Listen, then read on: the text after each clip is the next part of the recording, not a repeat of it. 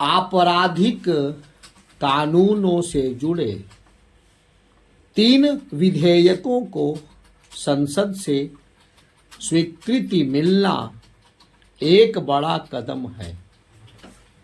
भारतीय न्याय संहिता, भारतीय नागरिक सुरक्षा संहिता और भारतीय साक्ष्य से संबंधित विधेयकों के कानून का रूप लेने से केवल अंग्रेजों के जमाने के कानूनों से ही मुक्ति नहीं मिलेगी, बल्कि कानून एवं व्यवस्था की स्थिति को सुधारने में भी मदद मिलेगी।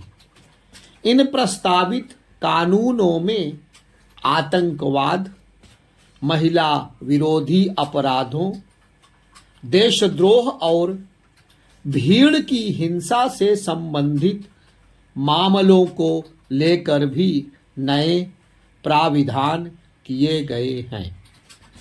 इसके अलावा कई ऐसे कृत्यों को अपराध की श्रेणी में लाया गया है जिनसे निपटने के लिए अभी तक कोई प्रभावी उपाय नहीं थे। कायदे से औपनिवेशिक युग वाले आपराधिक कानूनों को बहुत पहले ही संशोधित, परिवर्तित कर दिया जाना चाहिए था, क्योंकि अंग्रेज शासकों ने इन कानूनों का निर्माण भारतीयों पर जबरन शासन करने के लिए बनाया था। इन कानूनों का उद्देश्य भारत के लोगों को न्याय देना कम, उन्हें दंडित करना अधिक था।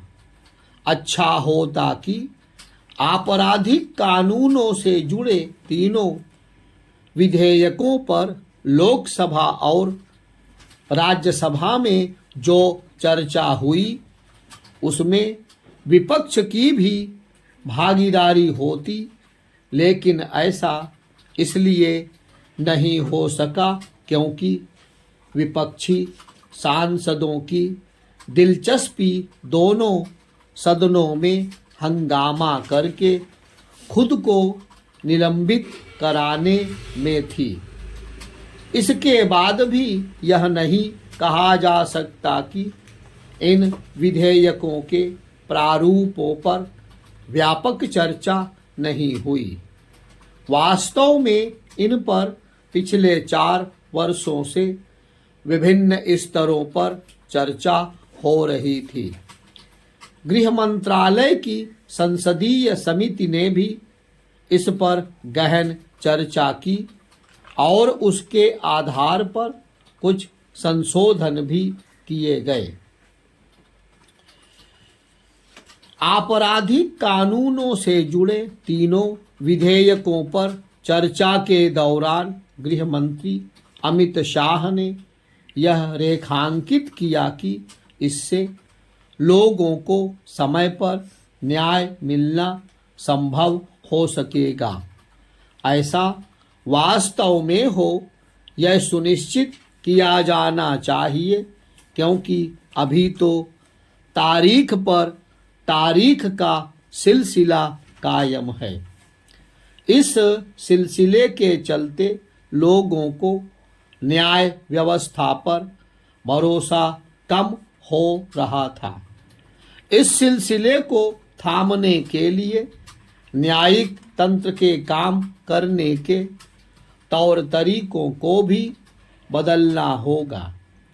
इसकी अनदेखी नहीं की जा सकती कि समय पर न्याय न मिलना एक गंभीर समस्या है।